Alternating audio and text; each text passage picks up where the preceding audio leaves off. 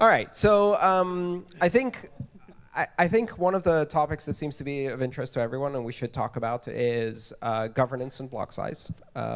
Whether we like to or not, that is a good topic to talk about. So I'm going to do a very quick preamble here, which is that there is a, if you've been under a rock or if you haven't been paying attention to Bitcoin politics and discussion right now, over the past, depending on how you look at it, 2 years or 3 months, there has been a discussion about how to achieve scaling. At the moment, based on the 1 megabyte block size limit that was imposed by Satoshi in 2011 or so? 2010. Bitcoin can process somewhere between 3 and 7 transactions per second, depending on how complex and large these transactions are.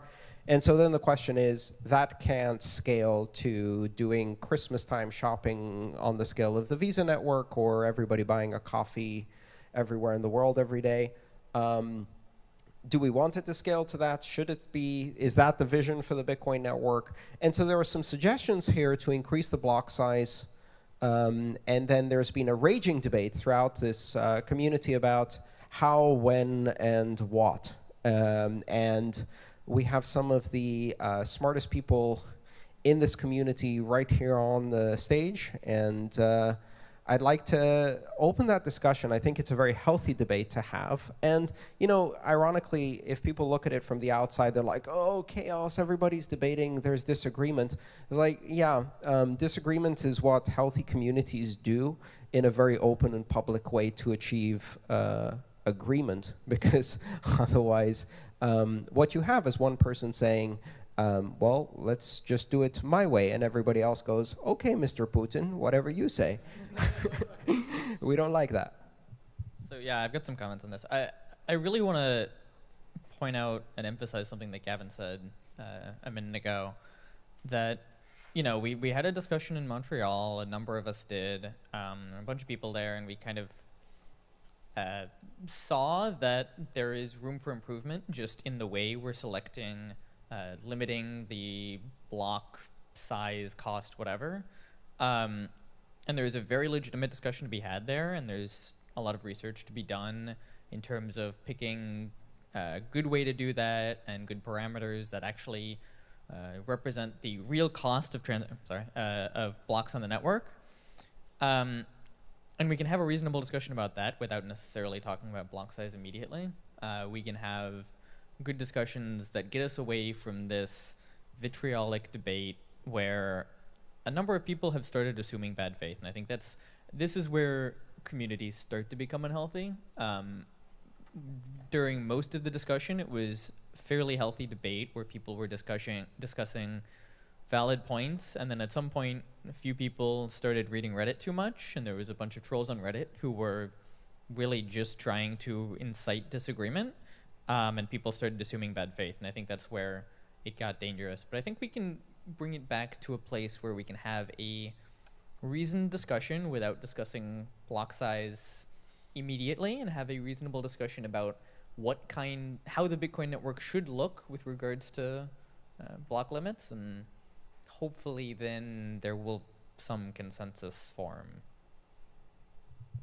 I wish Jeff were here. I think because Jeff would have a great comment on one of the meta things about this, which is that when a system is developed in the open, you get to see how the sausage is made.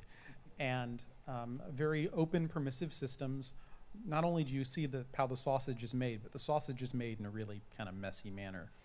And I think that many other things, things like Linux, free software in general, Wikipedia, have showed us that a very open, inclusive, the ITF, sometimes messy as well, process can produce excellent results. But a lot of people aren't familiar with that kind of process, and so when Bitcoin has brought many people who knew nothing about open source in to care about this stuff, and they look at it and they go, oh, wow. And I think that causes some, it fuels the trolling, it causes people to not understand what's going on and to feel uneasy about things that are just normally part of the process. So I think that's a point Jeff would have made, and something that he would sort of have seen in Linux. But it is what it is, and that's okay. It's a thing that we work through. Now, what Matt was talking about was that there are, if you can look at the subject of block size, there's sort of technology and there's politics.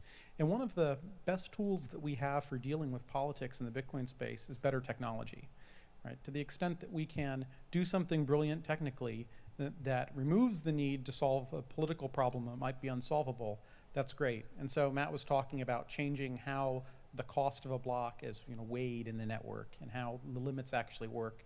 And at least when we were just talking about this stuff at Montreal, it seemed like that there was substantial increase in agreement about what could be done when we start thinking about how blocks are costed and making that different.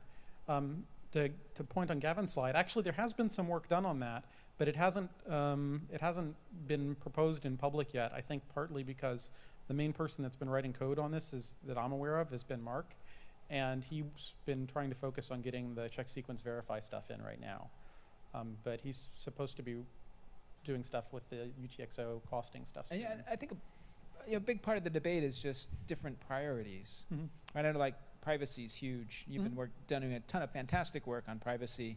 I'm hearing from Bitcoin businesses that are saying, you got to solve this scalability problem, right? It's killing us. See, I actually don't agree with that characterization. I mean, a lot of the work that people that are very concerned about the Bitcoin scalability, about the block size stuff, have done is improving scalability. Absolutely. So, I mean, we care about that too. Maybe the contour is a little bit different about it. And some of this has to do with what you see Bitcoin functioning like in the long term. The notion of using the broadcast network for every single transaction in the world is beautiful, but I don't think that works at the kind of scale that I'd like it to work at, right? I want everyone in the world to be using Bitcoin for all of their transactions, and I don't think the global broadcast flood everywhere network works for that unless we make other trade-offs, unless we start becoming more like MasterCard. I disagree with that. I mean, how many financial transactions did you make today? Yeah, well, like 8 because of the pay things out front here, but parking, terrible. But even 8, right, times the number of billion people in the world. Yeah, it's manageable, right? I started my career in 3D graphics, where like the number of millions of triangles that are texture mapped, bump mapped per second is like, and to me, maybe it's that background that I look at ECDSA signature verification. I'm like, it's I can imagine people writing hardware that did 10 million per second. But then you have to have that hardware to run a node, and how do you get decentralization in that world? That competition is a wonderful thing, right? And it's like it's not like any of this is secret, right?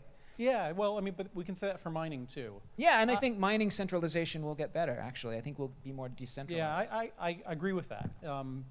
Although I've been saying that since 2011. So yeah, I think the point to make here, right, is like mining centralization. We all think it should get better. All of the ingredients are there for it to get better, but all of the ingredients have been there for it to get better for a long time, and it hasn't. So it's something that needs more active thought, I think, and it needs more work put into it. And it's possible that we can get there, but we shouldn't just assume that it will. And in fact, it may not get hugely better. We can maybe make it a bit better, but it seems to me the block size is not the debate. I don't think anybody cares about the size of the block itself. Rather, the issue is scaling of transactions versus centralization, right? So that's can we scale without centralizing, or does scaling impose centralization? I think that's the underlying debate, and it really again has to do with time scale, which is, can we scale soon enough to absorb adoption, either at a full broadcast model we're talking about or through other means? Or does the centralization that is already happening get so badly exaggerated that it ends up being a bigger problem than scale? Before you even get to that argument, I think what we've just seen maybe 5 minutes ago right up here is that people's idea of what Bitcoin should be is different. Therefore, they're choosing different ideologies of how to solve this problem or which way to go about it, because one camp thinks that it should process every single transaction in the world, something like Visa does, or another camp thinks that, no, this should be more of a, I don't want to use the word private settlement network, but a more restrictive network where larger batches are settled over Bitcoin instead. And the third one is that you possibly can do both. I mean, that's what the I was real gonna say. argument here is it possible for Bitcoin to be the system that you buy an aircraft carrier and a cup of coffee for 7 billion people I want it to at be the same both. time? And that's where that point I made earlier on about technology is key, because I think that to the extent that there are trade-offs, the way you get past the trade-offs is, deploy more technology, and I hope we're able to do that and to have both. We see something similar on the governance side as well. As you mentioned earlier, Gavin, when people aren't familiar with the open source movement or how open source projects work, they have this idea in their mind that, well, excuse me, sorry about that. This idea that, in every company that I've worked at, there was always a project manager or a project leader, and he says do this, and that's how it was done, regardless of any dissenting opinions on the team. Whereas in open source software, it's a lot more consensus driven, but then there's usually one maintainer who will grab everything and be the master committer. But what we're seeing here is who opted out from making a decision here very wisely, because you can't really do that, right? Right. Well, I mean, sorry to interrupt, but there is a person who is the lead of the Bitcoin Core project who very deliberately is not the lead of the consensus part of Bitcoin Core, and in fact there is deliberately no lead for the consensus part of Bitcoin Core, which is an important distinction. But that doesn't stop people from wanting them. Of course, I know some core developers who are very adamant that there should be someone in charge. Yeah. It a Nazi almost. makes things much easier in many ways, but at the expense of some other benefits exactly. that Bitcoin benefits from. Yeah. Ironically, this is part of human nature. When you build a completely decentralized, leaderless system, people go, "This is awesome, now tell us what to do next." You're free to do whatever you want. Great, so what do we do next? People seek out leadership naturally, and that's part of the challenge here. And also, especially in financial systems, the world has never seen a financial system that doesn't have someone in charge and control. And that's why they can't understand when you explain Bitcoin to them. They're like, okay, great, that sounds great. Who's in control again? It seems contradictory to a system that works and is trusted that it doesn't have anyone in control. And another interesting thing is that this kind of consensus, one of the proposals that's been made is, oh, well, maybe everybody should vote for it. Every Bitcoin user, or maybe every Bitcoin miner, or some subset of humans should vote for this.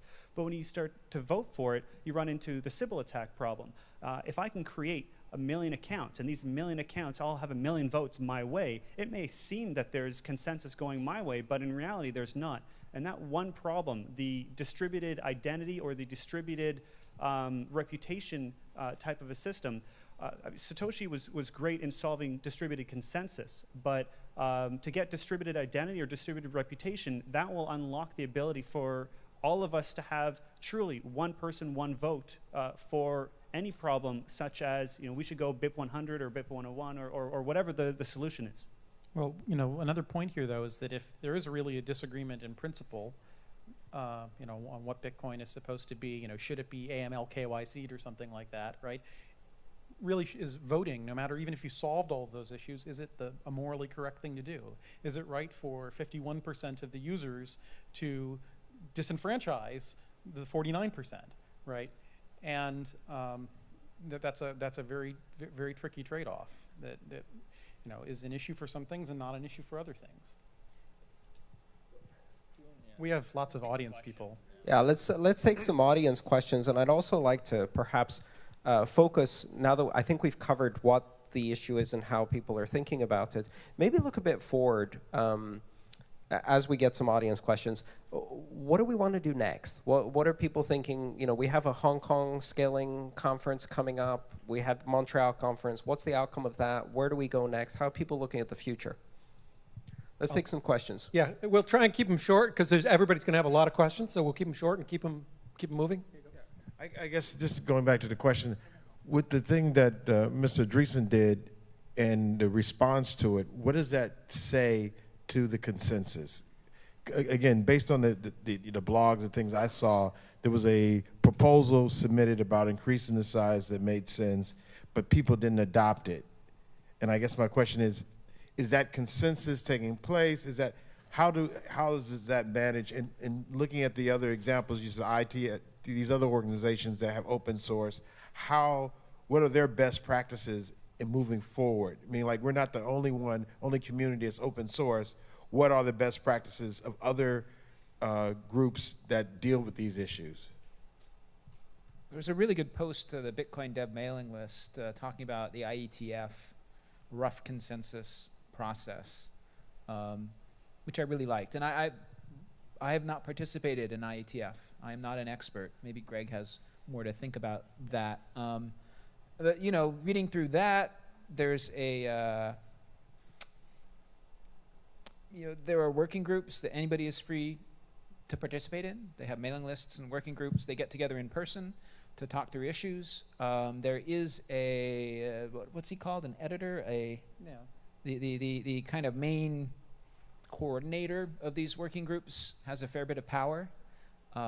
That might be a problem in the Bitcoin world. I don't know who would be the editor, the coordinator, for like a process to decide on what we're going to do about, are we going to increase the block size or not? But, you know, if you read through that description of how things work, right? I mean, people can bring up technical issues. There's some discretion in, you know, deciding if there's consensus that the technical issue has been sufficiently addressed or not. And I think that's kind of a piece that we're missing in our process right now. There's no way to right? We can argue all day about whether selfish mining is an issue or not. How do we decide if it's an issue or not? If it is an issue, how do we decide what to do about it? Well, or even going sort of a level back there, forget trying to decide if selfish mining is an issue or not. Do the participants think selfish mining is an issue? Right. Right? And that's actually an easier question to answer, and probably a more useful question to answer, because deciding the truth is a hard we don't even thing. really have a good, I think in the IETF process, right, that kind of thing would be worked out at a meeting, would it not? I mean, or mailing list? How IETF does it work, Yeah, Greg? so IETF uses all manners of communication, mailing lists, Jabber chat, and meetings. Of course, meetings are helpful. Things aren't formally decided in meetings. They're formally decided on the mailing list to the extent that the IETF decides. But you know, the meetings have the useful property of getting people together face to face, which can help lubricate conversations where people realize that there's, you know, more agreement than they really thought there were when they were just bickering on a mailing list. So it seems that from an outsider perspective, I haven't taken any position here on this issue for or against, quite deliberately actually, but watching the discussion from the mailing list, which is very interesting and fascinating, and a lot of great analysis and stuff like that has gone. But also another thing that's gone is endless circular argument without resolution, which is frustrating for the people participating, which is frustrating for the people trying to understand what's going on, and eventually wears people down to the point where they start assuming bad faith. I think one of the advantages of having in-person meetings is that you can't do that. Eventually someone gets tired. It's not you would be surprised. Yeah, but at least you know, the other thing is on the Bitcoin dev list is the 24-hour clock, where you can go to sleep thinking that you actually managed to make a point, and wake up and find the thread has progressed 30 posts further down, and you're like back to square one, and that can be very frustrating. Yeah, for those of us who are also trying to work on other things as well, which I assume is just about everyone, that pace can just be a killer, because, you know, I take my attention away for 10 minutes to go work on something else, and it's like, oh no, all the people are wrong or right, or I can't even read this. Internet. Yeah. So what were the good things that came out of Montreal, and what do people hope to achieve in Hong Kong? What are the positive things that you think we got? Yeah, I mean, I think Greg put it well when he was talking about the IETF. There, a lot of us had discussions, and a lot of us had a discussion, and there was, we were able to find that we agreed in principle on a lot more issue, or at least on tangential issues that we could use to build a future agreement than just the circular, endless debate where there feels like there's zero agreement whatsoever on the mailing list.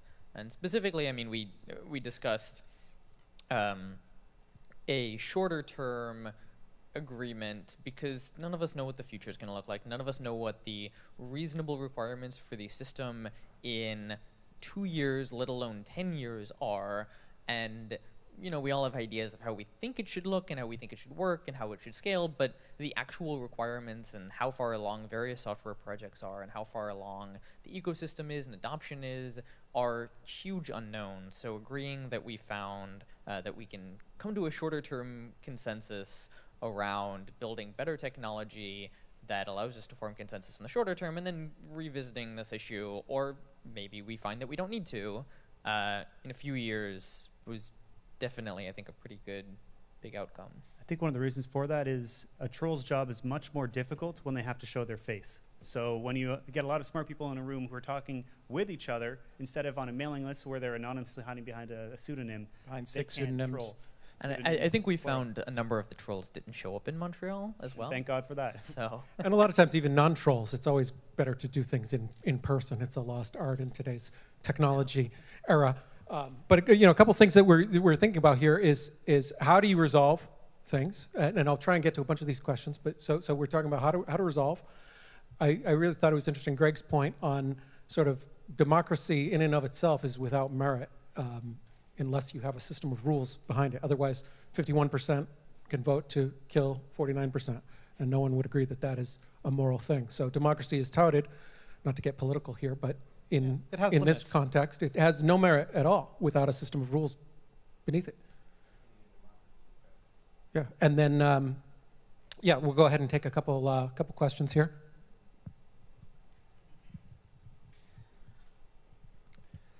Hi. I mean, in development, it seems like time pressure is commonly the most common reason for cutting scope, and that necessity creating kind of a creative push to actually do something more optimal and not discuss, you know, less time equals less discussion because you have to do it. That consistently happens to a ton of great teams. And everybody seems to be seeing a different failure mode of a different, you know, completely different character. So I would just be really interested to hear what the timeline is on these different failure modes between centralization, between the, you know, transaction pool, mempool, whatever other thing. You know, individually, just really quickly, what do you think is the timeline that at which point you guys are actually going to have to stop this and start cutting scope before the music stops? So there is, I think, a reasonable argument to be made that Bitcoin, under its current configuration, is in a failing state at the moment, right? If someone came to you in 2009 and said, "Hey, I'm going to make this ledger system that's controlled by 4 parties, and they're just going to, you know, they're going to control the content of the ledger," and would you have adopted this system and found it to be useful eCash? A few people would, but it wouldn't have been something that, you know, had the appeal that Bitcoin had as a decentralized system. And now that's an exaggeration of how bad the conditions are in the mining ecosystem. But I don't know that it's too much of one. I'm not sure that it is much of one at all. But there's even disagreement about that, right? Yeah, I actually disagree. But the point I'm making is to say that there's, you know, something like the failure of decentralization is not something that has a crisp boundary, like you're successful today and you're failed tomorrow. It has a continuum. And right now, if you talk to the regulators, they're talking about things like know your miner rules and things like that, doing things to push various weird banking restrictions into the Bitcoin network. And so I think the situation we have now is vulnerable to that, and we need to move away from it. And that's why some of these discussions are so painful to me, because I would normally say, yeah, let's be practical and do something that takes some risk, and then we'll fix it if it gets bad. But there's already badness. So the trade-off is harder. And on the governance side, every large, difficult project has some kind of a leader. From a country has a president to a project manager for a project. Whether they are elected or they are appointed or, by someone else or by themselves, you know, like Linus Torvalds, he runs the Linux project. Without someone doing something like that, we run the risk of these endless loops where you go to bed thinking that you've made a point, and you wake up to find out that nothing is being done. And before you know it, like, I guess how much time needs to be wasted before we get to a point where it is a failed project, if I want to use your term. Now, I'm not advocating that there needs to be a dictator, but at some point, the drawbacks inherent with appointing a dictator will be less than the drawbacks we currently experience by not being able to achieve a direction. That's not necessarily clear to me. The thing is that you're assuming that basically that the system will willfully commit suicide, that forward progress can continue to loop even at the face of actual, everyone agrees upon it, failure, and I don't believe that's true. And in case of Bitcoin, we have some additional challenges that don't fit the Linus Torvalds model as well. There's additional safety valves in the Linux world. If you don't like what's in the Linux kernel, go create your own, right? And you can just run off in your own world, completely independent from everyone else. And that's not the case for consensus rules. Now, have those safety valves. Yeah, now, but for wallet behavior, clients, non-normative stuff, yeah, sure, yeah, please fork, go fork. Stop bothering me, right? but yeah, so we don't really have that same safety valve to the degree. So there's more cost in that, and I really don't believe that it can actually loop to the point of complete suicide, with a little asterisk. And the one little asterisk, this thing that sort of keeps me up at night, is that I think we are vulnerable to people intentionally trying to jam the process, to jam Bitcoin, because they want to take Bitcoin out, because they want a competing system to be successful, whether that's a traditional money system or a another cryptocurrency system, and so that risk worries me. And one way they can jam the system is by trolling and sowing dissent and assuming bad faith and throwing a lot of negativity into the conversation. We've had this discussion many times. I mean, some trolls are self-employed comfortably and do that because their personality is that. But I have no doubt in my mind that there are some people, we've seen it consistently across many countries, who are paid to sow dissent into a variety of organizations. And if it can happen here, and it has happened here many times with community organizations getting disrupted by government agencies, I can assure you it's happening in other countries which have far less restraint on doing that. So I think the counter to that is that there's a risk that one of the ways that we're getting disrupted is not someone compromising the miners, but someone compromising the good faith efforts of the development team. Not just the development team, right? The risk is compromising all candidate developers. And it's something that and driving developers and away. the user community who begin to see a toxic environment. I want to get to as many people as possible, and I would rather have people not have a chance rather than not. So here's what we're going to do. I'm going to take 3 in a row without the panel answering. Try and do the old definition of a question, a sentence with a question mark at the end. So try and keep it as short as you can. I'm going to do 3 in a row as quickly as you can, and then we'll turn it back to the panel, and they can kind of pick from those. That way it'll give a little more chance for everybody to have a chance. So I'm going to grab you, then you, then you. And one that I have that we can be thinking about as well is, how do we differentiate between loud voices and knowledgeable voices? Go ahead. I'm going to try to keep this brief. So I'm a software developer and an attorney, but most of the technical details in this debate are over my head, so I'm going to approach this from a constitutional law, legal perspective. And I go back to the Bitcoin conference in San Jose in 2013 when I first was introduced to most of you guys. So I went to Andreas' talk, I went to Peter Todd's talk, I went to Gavin's talk. I remember a conversation that the developers were having by the stage, and I just want to paraphrase the debate. And Gavin can correct me because he was here, but Peter Todd is not here. He can't correct me, my paraphrasing. But what I heard Gavin say then was that the Satoshi white paper and Satoshi's vision was important to you. That was a value that you held, that trying to carry out his vision was important. And then Peter Todd, on the other hand, basically said, and I paraphrase, he had read Satoshi's paper and wasn't as impressed. And I feel that, 2 years later, that's still sort of the fundamental principled disagreement that will not be resolved by technology or anything else. I mean, maybe it will be addressed somewhat by technology, but there's always going to be that tension. And why I disagree with what you said about democracy, and I disagree with what Michael said about the one person, one vote. I feel that Satoshi anticipated this problem. The word majority is 6 or 7 times in the original Satoshi white paper, in different contexts, admittedly. But I feel like he built into the protocol majority rule, Yeah, and then it was three- hash power. Of hash power. Of hash power, Three right? people. He- Today, 3 people control that. That's what Matt's chart was showing. Maybe it's like 5. Is that really what we want Bitcoin to be? Okay. Thank you. All right, so we're going to go around a couple more. And the only reason I'm doing this because I'd rather have you get a short question, and then the panel can pick which one they like for their personal response, and then we'll be a little more efficient. Here, go ahead. So the one I want to make a point and then a connection. The point is that a dictator, however amazing it would be, is the least decentralized solution we could possibly have. And the code of ethics we're working under now is to make things as decentralized as we can. The other point is, back to the threat model, the science community, specifically around peer review, deals with a very similar issue in that peer review assumes that everyone working within that system is trying to get facts out. And it doesn't work when someone's intentionally trying to commit fraud. Thanks. Aligned incentives, for sure. And one more, and then I'll pull my, anybody remember that old show, McLaughlin? Gregory Maxwell, go! We are launching a bunch of Bitcoin 2.0 assets, 2.0 assets on top of the blockchain, like gift cards, movie tickets, and currencies for the third world countries. And we face the problem that Bitcoin transactions are actually no longer free. They cost like 7 cents and more if you convert it to dollars. What are the plans for like decreasing transaction fees, if any?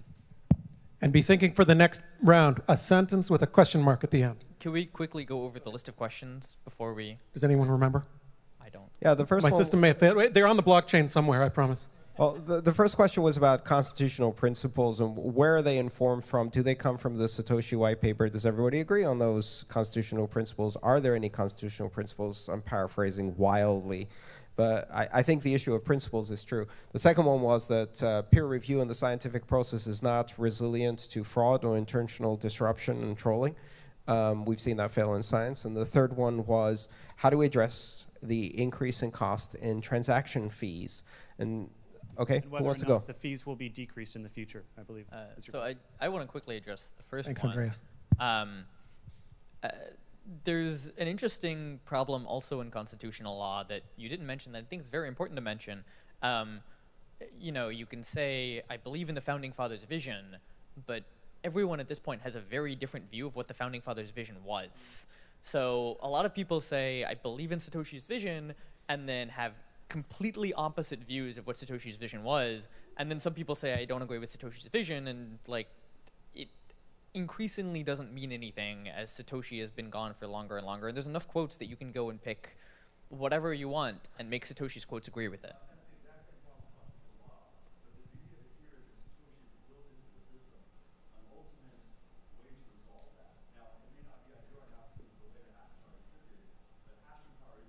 But the white paper describes a system where the hashing power decides the ordering of transactions, but it's only of valid transactions. So I don't think that the white paper can be read in a way that says that it's deciding the validity. And that's a thing that can be reasonably debated, I think. And this is the part that's missing. If you have a founding document or a set of constitutional principles and you have a widely varying set of determinations and interpretations of that, you take it to 9 people who still dressed as if it's the 16th century, and you ask them, and usually 5 of them vote one way and 4 vote the other. And even then, sometimes it takes 30 or 40 years for that to actually percolate through society. And we don't have a Supreme Court. Right? What we have is a scaling workshop, and that's the best we're going to have for now. You know, most constitutions talk a lot about the structure of government and how do you change the constitution if you want to change it, for example.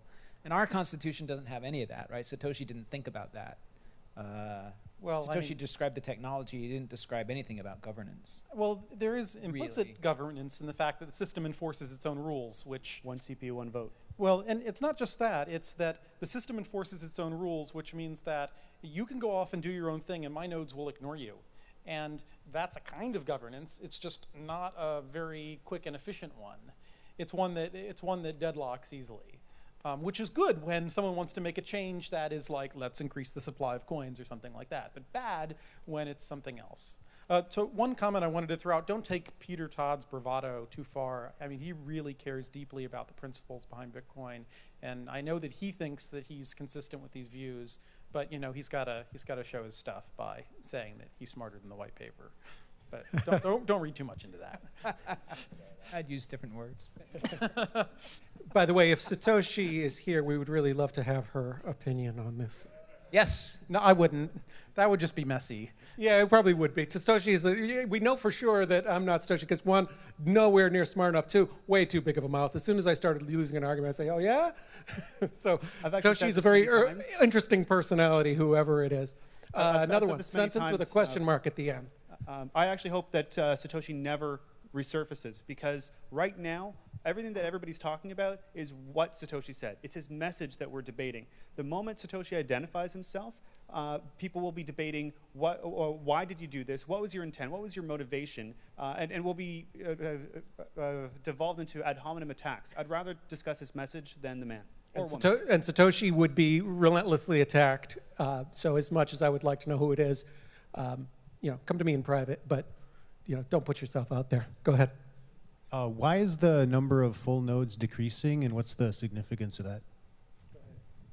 Oh, yeah, so I talked a bit about that in my talk, right? The number of full nodes is decreasing. I didn't talk about that as much, but for several reasons. I think recently there was a big drop because mempools got very large and people's nodes just crashed. But I talked a bit about the significance in my talk, and honestly, the significance is not much. The significance of number of full nodes decreasing or nodes crashing because they're out of memory or whatever is only significant if that node was being used by someone for their own consensus to validate transactions, right? They wanted to have a better security model, so they were running a node, and their node was not able to stay up with whatever hardware they had. That's a problem. The only other issue there is the peer-to-peer network would go down, say, if there's only 2 nodes left, maybe the peer-to-peer network's not going to be sufficiently connected to itself, and you're going to have either very large block delays across this rumor network, or potentially some parts of the network might get disconnected. And I think that one, I said in my talk, I think that one is very easily solved by adding some alternate pseudo-centralized networks that provide much more ability for people to get the blockchain and sync with other nodes that are much harder to attack by mempool or whatever. You know, put it behind Cloudflare. They can eat DDoS for breakfast. Jim Harper, who is with the Great Cato Institute, also board member of the Bitcoin Foundation. And a big constitutional law guy too. So I love the conversation. But the discussion is a little bit like the Bitcoin regulation discussion. Bitcoin's like, I don't know, it's like a honey badger. It doesn't care, and it'll continue to survive under one regulatory regime or another. It'll survive no matter what happens with the block size debate. But I think the difference is a marginal one. And around regulation, I said it's either going to be really big in 15 years or 50 years, depending on what regulators do. I think what you do with block size is going to make a difference between 15 years and 50. Because if it goes really badly, the public, everybody else, are going to use this as a reason not to adopt. Businesses are not going to come in. Venture capital's not going to come in. All the good things that we see happening and want to happen. Rather than caring more about constitutional debates, I think you should actually care less. And what you ought to do is just an idea, maybe a silly one, but maybe a very good one, is come up with 6 ways of going forward. All of you love Bitcoin and want it to succeed, and then roll a die. And go with that one. The IETF actually has a process for that. It's called the alternative consensus process that prescribes 4 different methods for coming to consensus when you can't come to consensus. And one of them is flip a coin. They don't use a cryptographic coin flip, though, so shame on them. That's a very good argument. I'd like to emphasize that last point, which is that we have big enough foes in this space. We are offending central governments, nation states, traditional corporations, and the entire financial services sector. Not a few small players.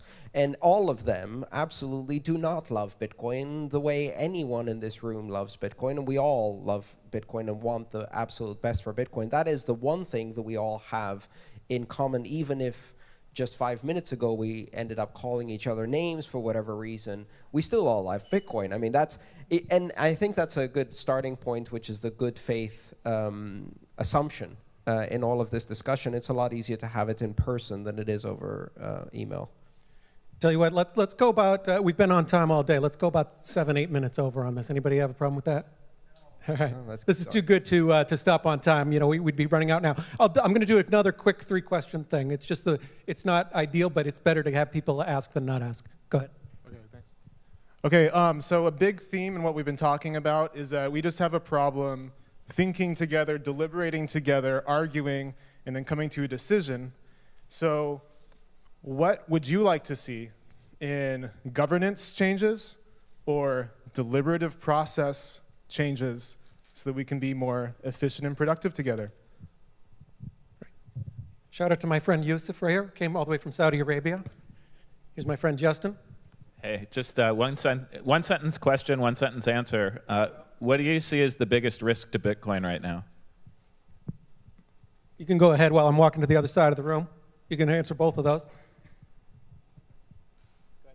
Okay, what do you want to see going forward? In my opinion, biggest risk is perception. Technologically, there's very little someone can do to really kill Bitcoin. Yes, they can hurt it. Yes, they can delay things, but they can't kill it. But the moment that people's perception of Bitcoin globally goes down, then the price goes down, the usage goes down, and like if everyone thinks that it's bad, it is going to be bad. Mind over matter is a lot truer than most people think. No, I don't worry too much about the perception, actually, because we have cycles, and I agree that you can cross a threshold where perception's a problem. I worry more about things like fungibility, and there are many, many problems right now going on that are harming fungibility in Bitcoin, and if you degrade Bitcoin's utility as a money through loss of fungibility, then you know, that's maybe even worse than the surface level perception, because if Bitcoin isn't actually valuable to people, then it doesn't matter how much they like it, that like won't last. But if people perceive that it's not fungible, then that's bad. It's still the same camp. Yeah. Here's another one. Yeah, my question is about scalability after the block size, meaning if you magically settled that issue, what issues remain regarding scalability, both from a technological perspective and a governance perspective? Okay, that's a great question. I do want to go back to the first question just really quick. In terms of what changes I would like to see to the process, honestly, I think the Montreal conference showed us that the process can work as it is, and we need to tighten it and not rewrite it, in my opinion. I think I just want a time machine. It's like, I think this is all, you know, more time to spend with each other talking, but we don't have that, right? Yeah, so, absolutely.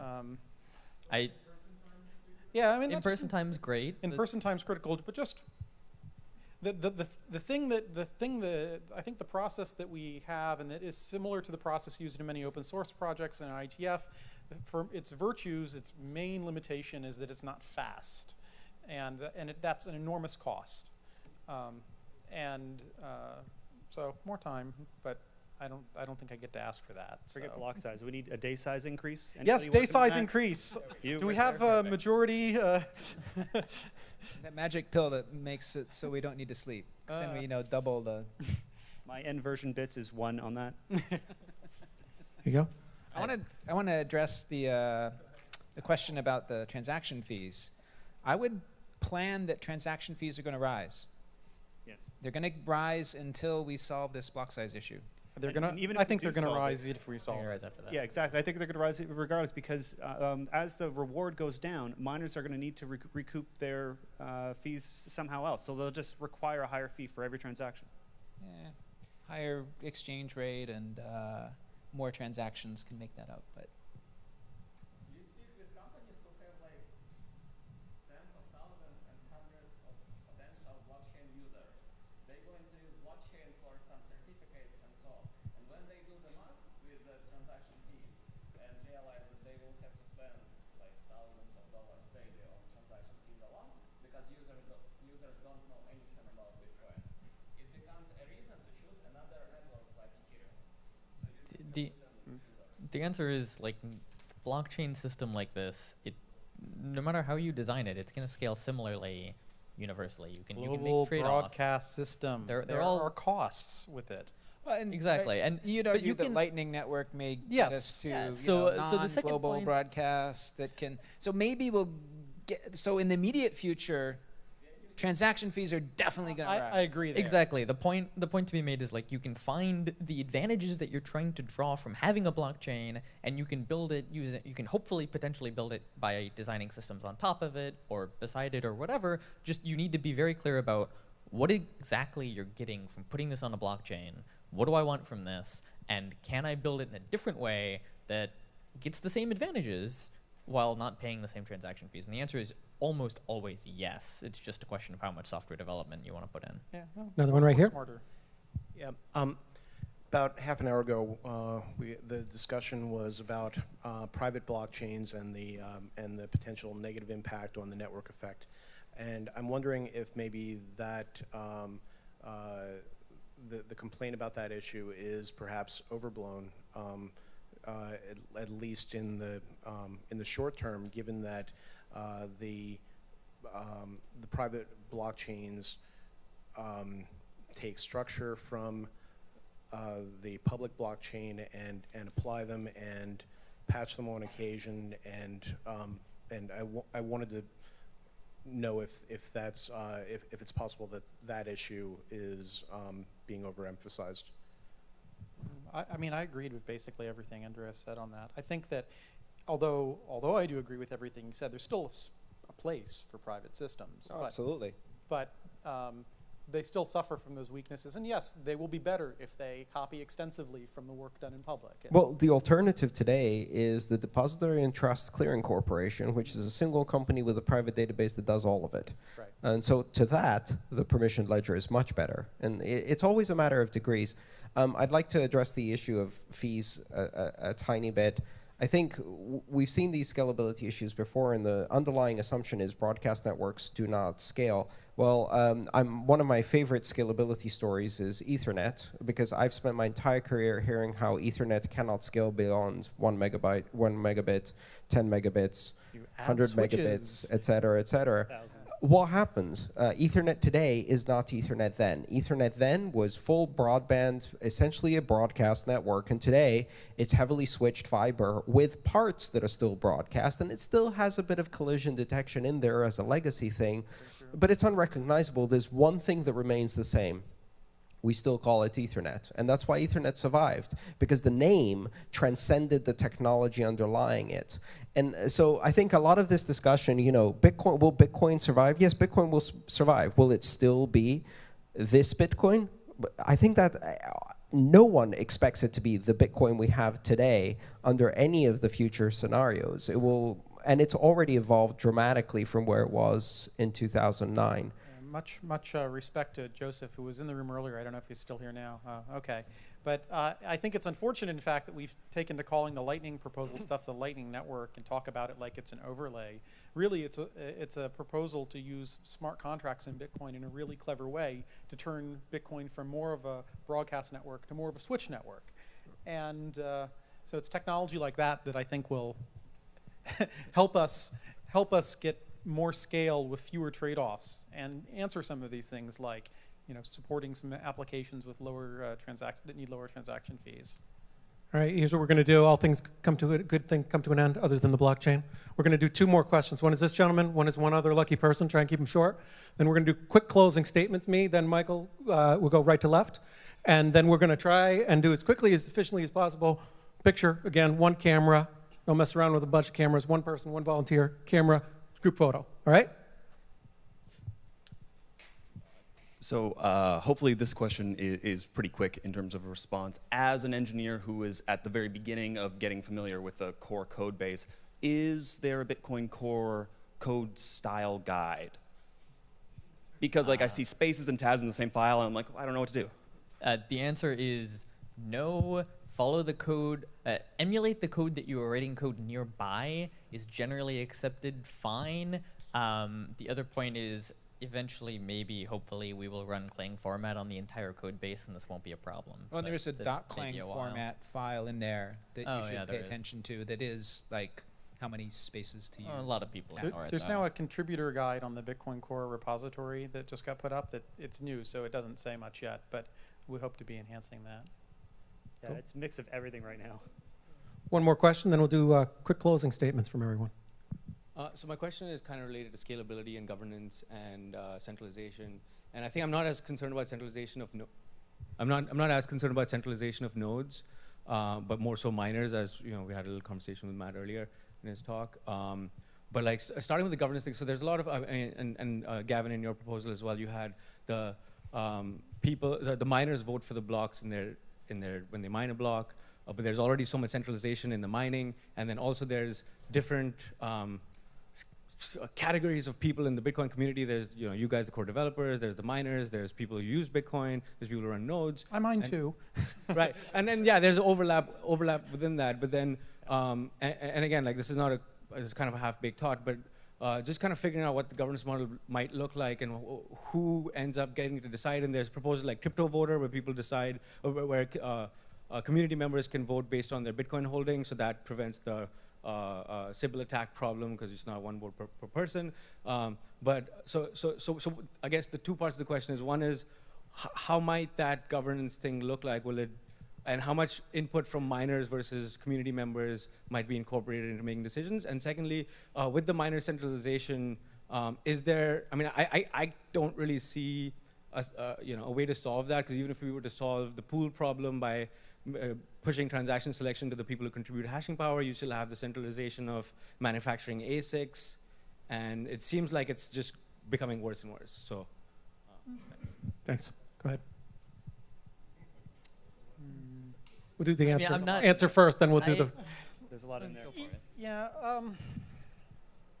I think I may be lost on the question, but can someone want to try to summarize it? I can jump in. Well, Sure. It sounds so the basic question is, what do you see the governance model going forward? Is it just going to be a minor vote, or are there going to be other constituencies involved? Let me propose a hypothetical. Let's say everyone in the room today decides Matt's going to be in charge. Ta-da, Matt is in charge. Okay. Now, having settled that, the problem is Matt can issue whatever edict he likes, but if people don't change their software to do what Matt says, it doesn't matter. And so, ultimately, that's the real governance in the system. And we can say whatever we want on top of that, and help and guide and push and prod, but that's the backstop. The emergent behavior of the network is what actually counts. The longest chain. That's it. That's the simple answer. The governance model. Longest valid chain. Yeah, the longest valid chain. Yes, that's the governance model of Bitcoin. Whether you choose to change it doesn't mean that they have to. So. Yeah, and I'm comfortable with that. I mean, it may be bumpy and costly at times, but that's a world we can work with and live with, and it means it's a world where we can get stuck and go around in loops, and that stinks, and it wastes tons and tons of time and money. But at the end of the day, we want the system to succeed. The users of the system want the system to succeed, and so we'll make it succeed. I mean, that goes back to the perception problem as well, right? So once you have like 7 billion people on the network, 99.99% of us don't understand all these issues that cause these forks and longest chain kind of stuff. I feel like that might get really messy. I would love to have to solve the once we have 7 billion people on the system problem. There you go. And you won't need to at that point either. My impression of Satoshi's vision, and I'm using those words very specifically as a nod to Matt's earlier point that he didn't put a vision in that white paper, and this is just what each of us read through it, is that he wanted every one person to have a vote, to decentralize the control of this ledger as much as possible, so that there was no single point of failure and there was no single person who could game it for their own benefit. Now, things have changed drastically since then with the advent of GPU mining, now ASIC mining, where it's no longer one CPU, one vote. It's one farm, 20% of the votes. But that doesn't necessarily mean it's bad, as long as the longest valid chain, as Greg put it, is something that the majority of the people agree with. It's good enough, in my opinion. And I think the situation with mining can improve. I mean, we talk about specialized hardware, but actually the SHA-256 circuit used for Bitcoin mining, I mean, back in 2011, I did a viable design for a mining ASIC and could have had it fabricated, but I didn't want to, risk my life savings on making a chip. I wish I had. The barriers to entry for making a mining ASIC are as low as they will ever be for any ASIC. And that's not perfect. It's not, it would be better if everyone was born with a mining chip. It's not the case. But I think that we've suffered a lot from the rapid growth in the Bitcoin space and the use of new technology and the scams and the fraud in the mining hardware space.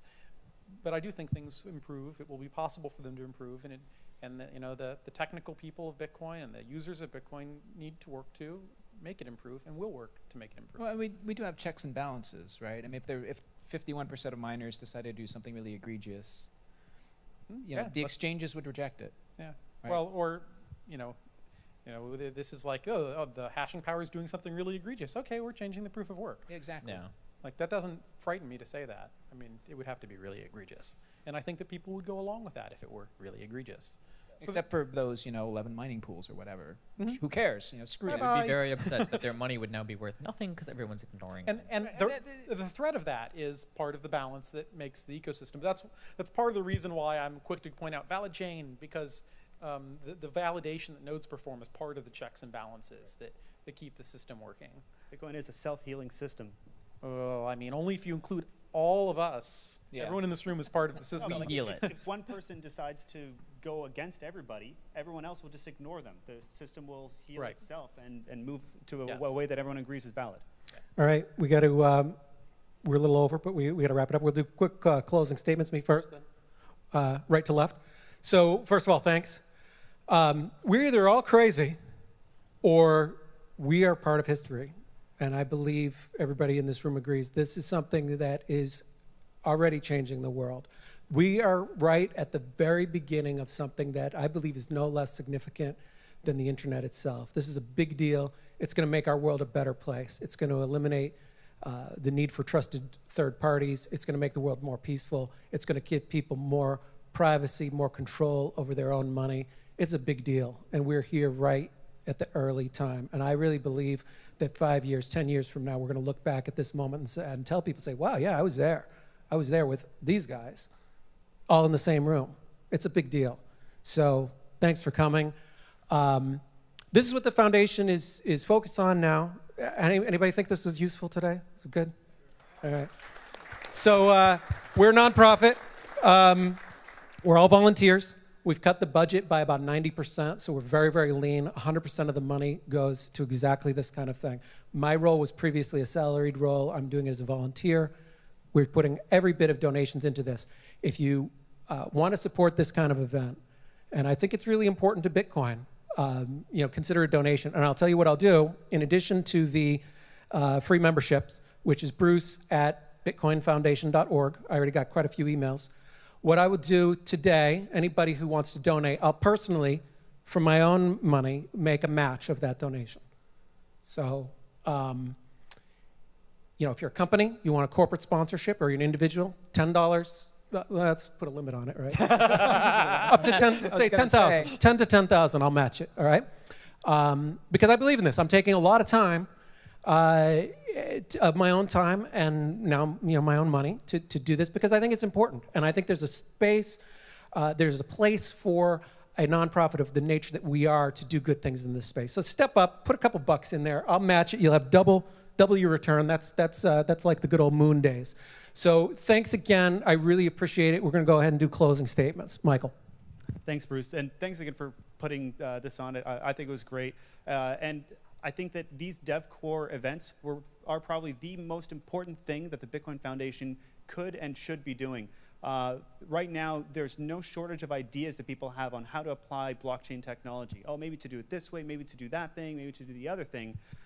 But these ideas, they need to be implemented, and they can only be implemented by developers like you in the audience. And I know that there was a very brief moment throughout the summer where it looked like the Bitcoin Foundation might not be continuing with these DevCores, but I'm glad to see that you've proven that wrong, and I hope to be at the next DevCore event to learn from people as much as I can, because these are absolutely needed by our community.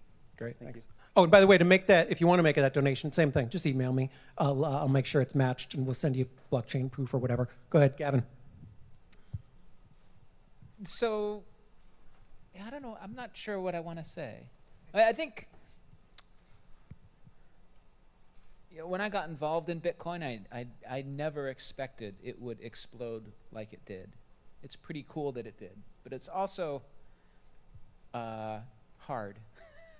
Really hard. I've actually been feeling a little burnt out recently. I think the whole block size debate has been getting me down. I was really happy at Montreal that there did seem to be consensus that this is an issue that's a priority and needs to get solved. And I'm really hoping that we can focus and come together and start making forward progress. And hopefully these in-person meetings will help that out. Yeah. Thanks. I want to also thank you for holding the event. This has been great. The questions from the audience have been fantastic in general. I spend a lot of time when I talk about Bitcoin talking about risks and dangers and challenges. And I do that not because I'm afraid for Bitcoin or negative about Bitcoin, but because that's part of the process that helps make it strong and part of the role I play in that. But I have, I've also felt some of the burnout that Gavin talks about. I always, when I think about it, I realize that if we want Bitcoin to be a strong system, then we have to be robust against burnout, against strife, against politics. We have to stand tall and do what needs to be done and make progress. And I'm confident that we will. And I don't just mean the we on the stage, I mean everyone in this room as well. And everyone in the extended Bitcoin world beyond that. And by doing so, we can live up to the grand vision that Bruce was throwing out earlier about providing all these wonderful things to the world. Yeah, what do I want to say? Yeah, again, thanks for hosting the event. The audience has been great. The questions and the comments have been great. God, I don't know what to say. Just, if you're a developer, get involved, do something. There's lots of fun projects that can be done that have huge, huge impacts on the network. The network is still more immature than I think some of us want to admit. And yeah, do something. The best time to begin developing was like 4 years ago, but the second best time is today, right? So if you haven't really dove in, you're welcome. And people will, sometimes be curt, but we really want more participation, and we want to teach people. Yeah, and when we tell you you're wrong, and when people seem really curt, they're not trying to be mean. Please do assume good intent. It's because we love you. Busy, and we want to teach you. and the most efficient way to teach you is to tell you you're wrong. Figure out why. I'm sorry. But DHTs. So this space has a pretty steep learning curve. And if you want to dive in as a developer, or even just understand the technology, it can be quite daunting. There's 3 great resources, 1 local, 2 virtual, that I wanted to point out. If you're a developer getting into this space, 1, the Bitcoin Developer Guide on bitcoin.org is a fantastic resource. 2, this isn't a pitch, don't go buy my book, but it is available open source on GitHub, Bitcoin book. You can download it for free, read it, and it may help you.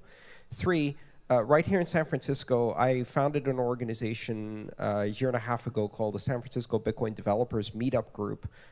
It grew beyond my wildest dreams. I think everyone on this stage has actually spoken at that, and many other core developers and influential innovators and incredibly smart people have presented there. It's a group that allows you to meet other developers who may be at varying stages, brand new, no idea what's going on, up to meeting some of the smartest people in this space. If you, like me, love learning something new every day and meeting people who are smarter than you, that kind of meetup group and being involved in this community is the best way. I am humbled to be on stage. The SF Bitcoin Devs group really has grown into something great. Yeah. There's a lot of really smart people there. It is awesome. Thank you. What a great crew. And the thing to remember for the developers out there, the 2 developers that disagree with each other the most on the board still have more in common with each other than the whole rest of the world, So thanks very much for coming. All right, thanks everyone. Thank you.